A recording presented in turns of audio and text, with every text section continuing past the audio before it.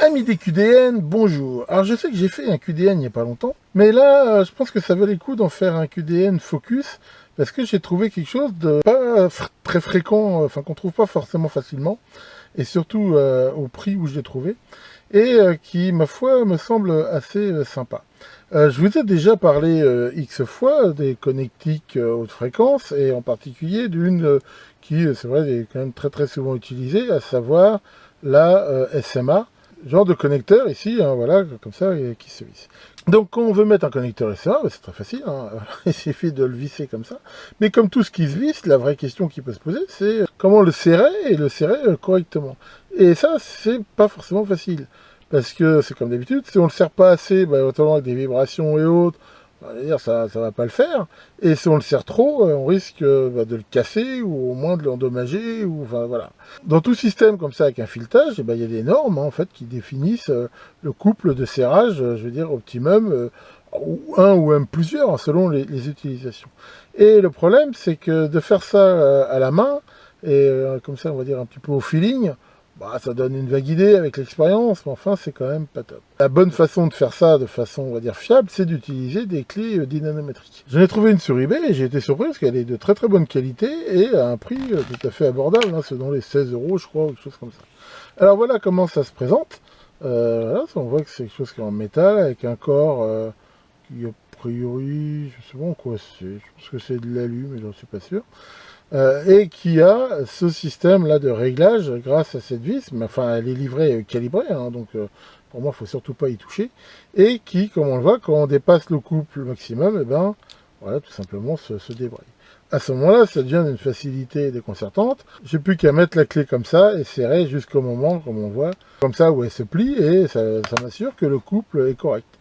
Après, pour la dévisser, on peut forcer un petit peu. À la main, mais voilà, on voit que c'est vraiment serré de façon optimum.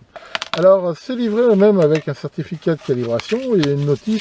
Alors là, bon, par contre, la notice, elle est en pur chinois, donc ça aide pas forcément, hein, même si on comprend un petit peu comment ça marche. Alors, je sais qu'il y a des sites où on peut la photographier et la traduire, on peut dire ici, c'est pas très utile. Et on voit là ce certificat de calibration. Donc voilà pour ça. Et en même temps, j'étais heureusement surpris par la qualité globale de cet outil, qui est, ma foi, vraiment sympa, quoi. C'est du métal, c'est costaud, plutôt bien. Pour info, hein, j'avais profité de cette commande pour aussi racheter, voilà, quelques adaptateurs, quelques prises. J'en utilise pas mal ici, du SMA. Voilà, donc comme d'habitude, hein, je mettrai en commentaire de la vidéo le lien sur cet objet-là. Et puis après, c'est facile, hein, sur le même vendeur. C'est un vendeur chinois qui vend énormément de choses. Et vous y trouverez sans doute votre bonheur. Voilà pour ce QDN, hein, qui je pense plaira aux radioamateurs, à tous ceux qui bricolent un petit peu avec la HF. Vous avez vu que les appareils que je vous ai présentés dernièrement, là, le petit Nano VNA, le petit analyseur de spectre, tout ça, utilisent de façon majoritaire maintenant des connecteurs SMA qui, alors c'est vrai qu'il faut les visser, c'est un peu moins rapide, on va dire, que les BNC, mais ils prennent moins de place et normalement ils montent même un petit peu plus haut en fréquence. Enfin donc voilà, pour ça, bon Lançon c'est un petit peu compliqué parce que j'ai toujours eu une liste de vidéos à faire très importante.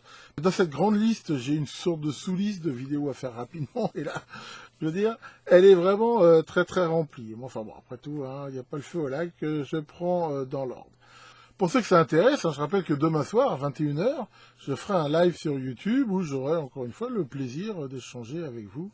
Comme d'habitude, le terrible Nico fera régner l'ordre à l'ouest du réseau.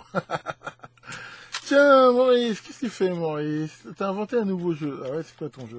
Tu racontes une histoire, il faut trouver la morale. Ah ouais? Ah vas-y, raconte ton histoire.